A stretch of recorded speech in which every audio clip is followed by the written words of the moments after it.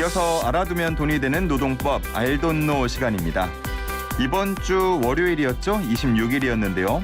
더불어민주당 우원식 의원이 포괄 임금제를 폐지하고 기업들이 정부에 노동시간을 보고하도록 한 일명 공짜 노동 금지법을 발의했습니다.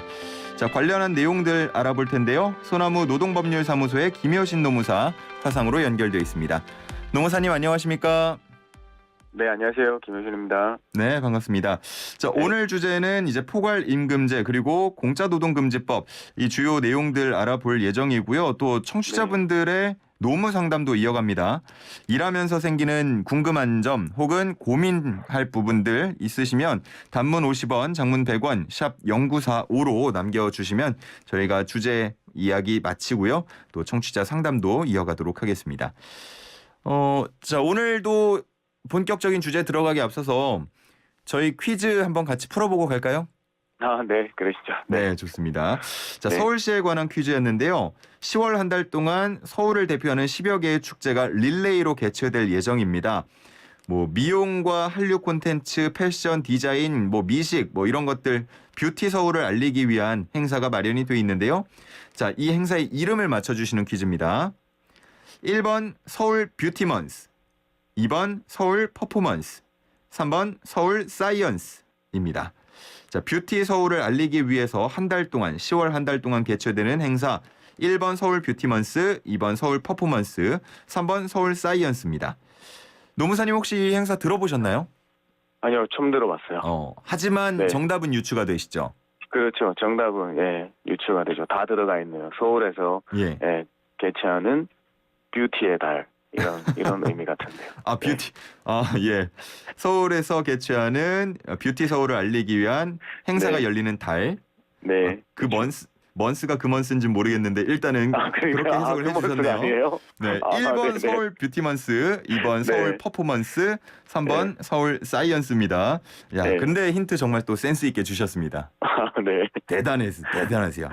네, 감사해요. 네. 자, 그러면 이제 오늘 본격적으로 얘기 한번 나눠보도록 하겠습니다. 자, 일단 포괄 임금제가 주제라고 말씀을 드렸는데 네. 이게 뭘 포괄한다는 건가요? 회사에서 줘야 될 그분한테 지급해야 될 모든 법정 수당이 다 포괄돼 있다라는 의미예요. 예. 네. 그래서 사실 이제 말씀드리면 연장 야간 휴일 근로 수당을 비롯한 법정 수당을 실제 이제 일한 근로 시간에 상관없이 기본급에 포함해서 지급하거나 정액으로 지급하는 임금 방식이라고 말씀드릴 수 있습니다.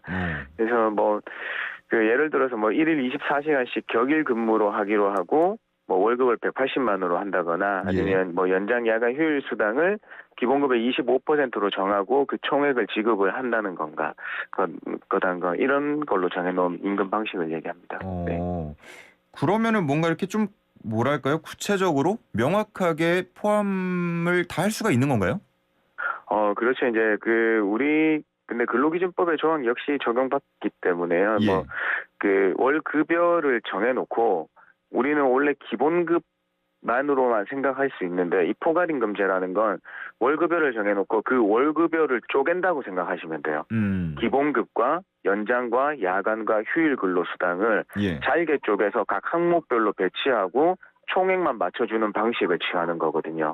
그래서 거기서 우리가 말하는 일을 해도 그 월급여에 어느 정도의 연장 근로수당이 포함되어 있으니까 공짜 노동이 발생하고 있다라고 얘기할 수 있게 되는 겁니다. 예.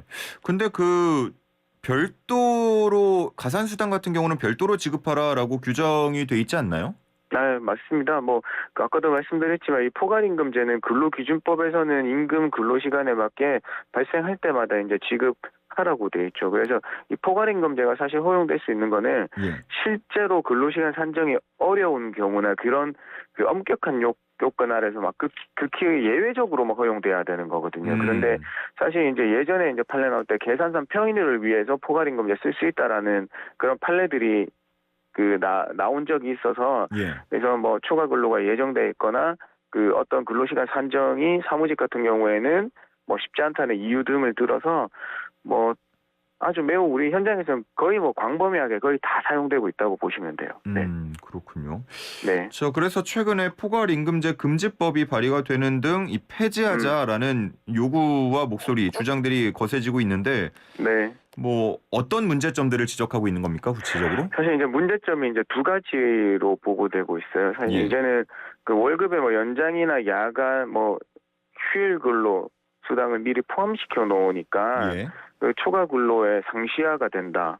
그래서 장시간 근로를 고착화시킬 수 있는 문제가 있어서, 그리고 두 번째는 아까도 말씀드린 뭐 그 실제 일한 시간에 따라 마땅히 받아야 될 임금 가산 수당을 뭐 월급에 포함되어 있다고는 이유로 별도로 받지 못하는 경우가 있거든요. 예. 그다음에 이 역시 법에 맞게 설계가 돼야 되는데, 그냥 그 포괄임금제라는 이유 하나만으로 그 모든 연장과 휴일에 대한 일한 거를 다 포함시켰다는 이유만으로 지급하지 않는 최저임금 위반 문제도 발생할 수 있거든요.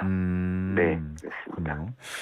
이게 더 요건이 엄격하게 적용되어야 할 것 같다는 생각이 드는데 네. 어떤 경우에 유효하게 적용이 됐다라고 볼 수 있나요? 네, 이게 이제 우리 근로기준법에 의해서 적용되는 게 아니라 그 우리 법원의 판례에 의해서 예외적으로 적용되는 임금제거든요. 예. 그렇기 때문에 뭐 근로시간이 어려운 경우에 한해서 예외적으로 인정돼야 됩니다. 근로시간을 따지기가 어려운 경우에 한해서. 그렇죠. 이제 근로시간이 산정이 어렵지 않으면요, 우리 명시적 근로자와의 명시적 합의가 있더라도 무효로 봐야 돼요.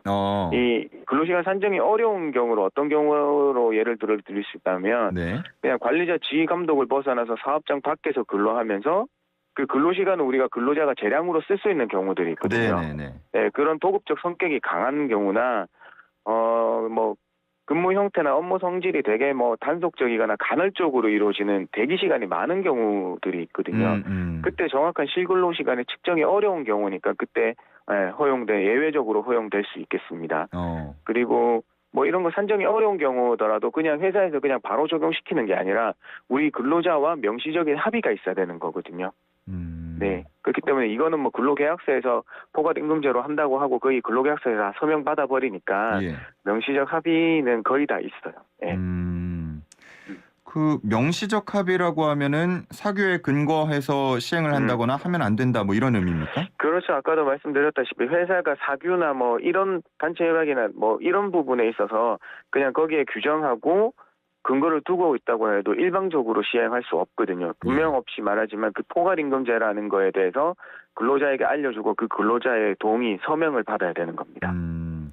그러면 포괄임금제가 적법하게 도입이 되었다고 하면 네. 지금 현재 이제 주 52시간제니까요. 이거 네네. 안 지켜도 되는 건가요? 아니요. 제가 뭐 계속 말씀드리는 거지만 이 근로시간제는 무조건 지켜져야 되는 거예요. 포괄임금제가 설정되어 있다고 해서 어떤 그 아직까지 뭐 회사나 이런 데서는 얘기를 들어보면 그 임금 안에 모든 일하는 추가수당 줄 필요 없고 그냥 모든 그 각종 수당들이 다 포함되어 있다고 해석하는 거거든요. 예. 근데 절대 그렇게 되지 않습니다. 우리는 어떤 특례 업종이 아닌 이상, 5개 업종에 해당되지 않는 이상 결국에는 주 52시간제를 다 적용받게 돼 있거든요. 그러니까 실제 연정근로시간 일주 12시간을 초과하게 되면 법 위반에 해당되게 됩니다. 근데 이 역시도 결국에는 우리 그 4인 이하 사업장, 상시근로자 4인 이하 사업장에서는 우리 뭐 가산수당이나 근로시간제가 적용되지 않잖아요. 예. 그래서 상시근로자 5인 미만 4인 이하 사업장에서는 적용되지 않는다라고 말씀드리겠습니다. 그렇군요.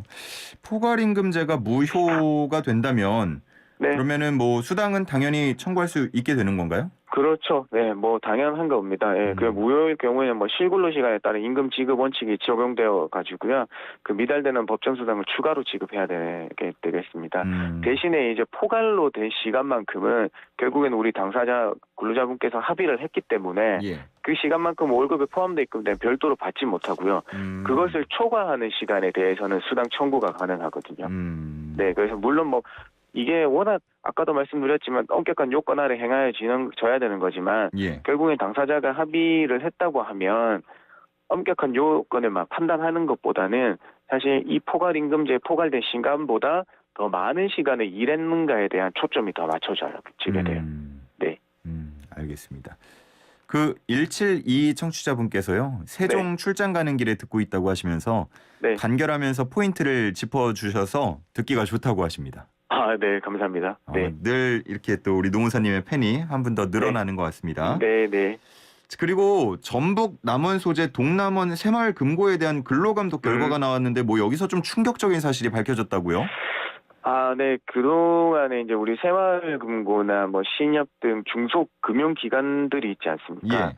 네, 여기에서는 뭐 근로시간이 거의 폭발적이기도 하고 뭐 근로기준법 위반 문제가 심심찮게 보고되는 사례들이 많이 있었어요. 네네. 그래서 이번에 뭐 근로감독 결과 뭐 직장 내 괴롭힘, 직장 내 성희롱, 연장 근로수당 미지급, 그다음에 연차수당 미지급 이런 체불 임금만 7,600만 원이 적발됐고요. 그다음에 최저임금도 위반된 사례들이 적발됐다고 합니다. 그러니까 충격적이라는 게 네. 약간 종합 선물 세트 같이 많이 걸렸네요. 이것저것에서. 그렇죠. 예, 맞아요. 예. 그렇군요. 이게 새마을금고 가보시면은 다들 느끼겠지만 뭐 크기가 그렇게 크지 않은 곳도 많고요. 네. 또 직원 수가 그렇게 많지 않은 곳도 많은데 네. 그런 곳에서 이런 여러 가지 일들, 특히나 뭐 직장 내 괴롭힘, 성희롱 이런 것들이 발생했다니까 좀 충격적이긴 하네요. 그렇습니다. 그게 더 충격이에요. 진짜 사람 소규모 인원이 대부분인데 거기서 이런 사례들이 발생했다는 게 참. 예. 뭐 구체적인 내용들도 전해집니까? 그렇죠. 이게 뭐 다들 전해 들으면 좀 놀라실 거예요. 사실 이제 괴롭힘 사례가 예. 먼저 말씀드리면 그 이제 소규모니까 거기서 점심 식사를 직접 해서 드셨나 봐요. 그래서, 밖에 나가서 네. 먹지 않고. 네네. 그래서 여직원에게 밥 짓기 및 화장실 수건 세탁을 시키고 여직원에게만. 그다음에 회식 참여를 강조하고요. 그다음에 출자금 납부를 강요하고. 그다음에 이 직장 상사에 대한 예절 6대 지침이 있었다고 해요. 예. 이게 어떤 거냐면 상사가 부르면 즉시 일어서자, 상사는 섬겨야 한다, 상사의 단점을 너그러이 받아들이자라는 이런 내용의 상사를 무조건적으로 복종해야 되는 걸 따르는 6대 지침을 시행했다고 해요. 네. 이거 좀 이해가 안 되는데요. 네, 그렇죠. 예. 요즘에도 이런 게 있나 싶죠. 그러니까요. 저도 깜짝 놀랐습니다. 이런 게 존재하고 그런 6대 지침이라고 하는 걸 만들어가지고 실제로 그걸 강요했다는 게 정말 놀라운 것 같습니다. 네, 뭐 성희롱 사례는 정말 이게 우리가 예전에 뭐 10년, 20년 전부터 이런 거는 그 성희롱이다라고 하는 표본을 아직까지 하고 있었다고 하더라고요. 사장과 이사들에게 술을 따라 드려야 한다는 발언을 자주 했다고요. 공경연하게 하고요. 예. 네, 그다음에 이와 별도로 이제 고용상 그 성차별이 존재했는데요. 예. 이건 거의 다 옛날에 없어진 줄 알았는데 아직까지 이런 데가 있었더라고요. 그 피복비 라고 예. 이제 우리가 제공하게 되는데 남자 직원에게는 피복비 30만 원을 제공하고요. 네. 근데 여직원에게는 피복비 10만 원만 제공하는 이런 사례들도 적발됐다고 합니다. 그렇군요. 네. 야, 정말 뭐 여러 가지 문제가 지적이 된 것 같은데 네. 그러면은 뭐 개정이 그래도 되겠죠? 지적을 받았으니까?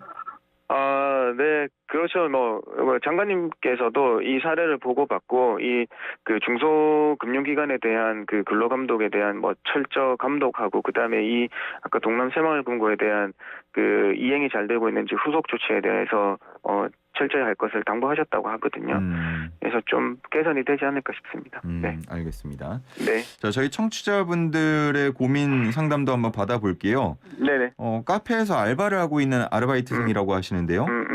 사장님이 급여 명세서를 안 주십니다. 그래서 그냥 주는 대로 입금해 주는 대로 받고 있는데 좀 답답해요. 궁금하기도 하고요. 안 줘도 되는 건가요? 이렇게 물어보시네요. 아니죠. 이제 모든 사업장에서는 이제 근로자 고용하시게 되면 다 주셔야 돼요. 작년 11월 17일인가 뭐 중순부터 근로기준법에서 임금명세서 교부화를 의무화했거든요. 예. 이건 뭐 근로자 수에 상관없습니다. 그냥 1인만 근로자만 고용하셨다고 하면 그 임금의 계산 내역을 기재한 근로급여 명세서를 교부를 해야 되고요. 뭐 교부하지 않으면 1인당 30만 원의 과태료가 있습니다. 아르바이트생도 포함이라는 거죠. 그렇죠. 모두 직원들은 다 포함해요. 뭐 아르바이트생이든가 그런 뭐 우리 상용이든 간에 하시는 급여 나가시는 분들은 다 급여 계산에 대해서 그 지금 내역을 기재한 급여 명세서를 교부해 주셔야 돼요. 내주셔야 돼요. 그러면 만약에 저 급여 명세서 주세요 했는데 난 그런 거 몰라. 그냥 곱하기 해서 준 거야. 이러면은 어떻게 해요? 이제 그걸 이제 말씀으로 하신다는 것보다 이제 급여 명세서에 대한 일반적인 법정 서식은 없어요. 그러니까 이분이 급여를 어떻게 계산되어서 왜 얼마를 이 금액을 받게 되었는지에 대해서 이해만 시켜주시면 되거든요.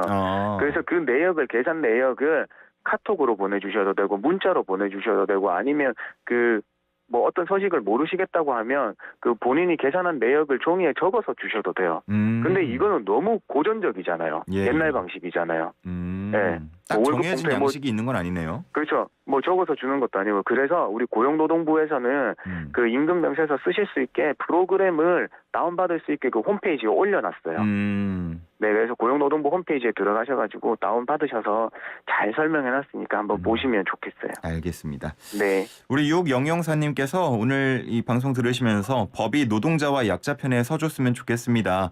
2022년 선진 대한민국에 공짜 노동으로 피해보는 근로자들 더 이상은 없어야죠. 이렇게 말씀을 해주셨습니다. 네. 자, 오늘 주제와 관련된 이야기 또 청취자 상담까지 이어갔습니다. 자, 오늘 말씀 여기까지 듣겠습니다. 감사합니다. 네, 고맙습니다. 지금까지 김효신 노무사와 함께했습니다.